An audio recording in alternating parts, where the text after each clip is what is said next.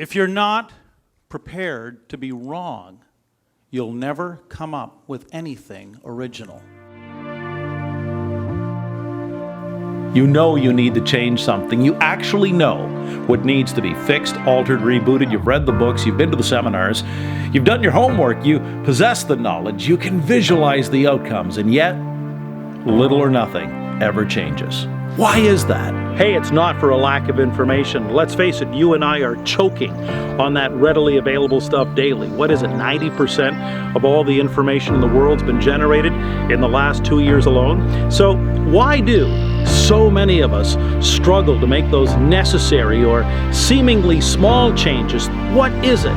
What's the secret to crossing that bridge between the ultimate goal of what we want to achieve and the process of how to get there? The knowing doing gap has universal application, whether it's launching a new product or marketing initiative, creating any new habit, climbing Kilimanjaro, learning to play golf, hitting that monthly sales goal, improving safety in the workplace, finding a new job, the perfect partner, or having those tough conversations that we know we need to have. We will frequently freeze on the mountain of good intentions. So the question becomes, do we sit tight, wait, and wait some more, wait for perfect answers and a pain-free golden path, or do we embrace the wisdom of uncertainty? Start the engines, begin the journey, windows down, volume up.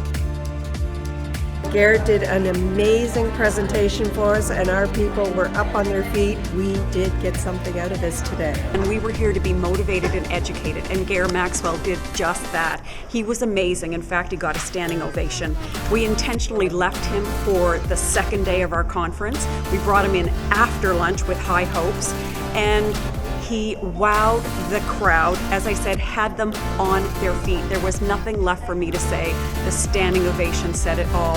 Gair was extremely insightful and engaged with everybody, and I think the participation from the crowd and everything was fantastic. And not only that, but it was a message that we could all relate to, we could all use. The first 15 minutes, I knew it was going to be something different. I knew it was going to be something special. Just do it. As Nike says, just do it. One of the best I've seen, and I've been coming to these for 40 years. It's inspiring, it's worth it. Now I know how to carry out my own goals. I have a better idea with what I'm going to do next.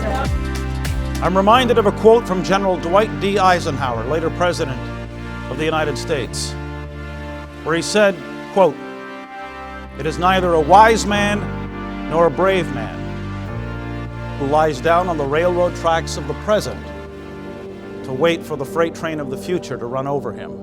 You'll discover the neuroscience that forms the link between wishful desire and ruthless execution.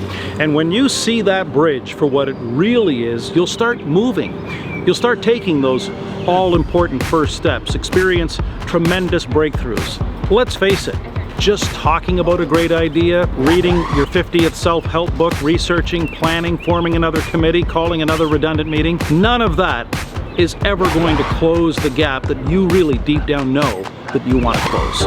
Real change starts when we stop. When we stop settling for ordinary or convenient, stop using cheap talk as a bargain basement substitute for action, and start taking those uncertain yet exciting first steps across those bridges that deep down we know we need to cross. Those bridges that become a springboard for new horizons and new possibilities.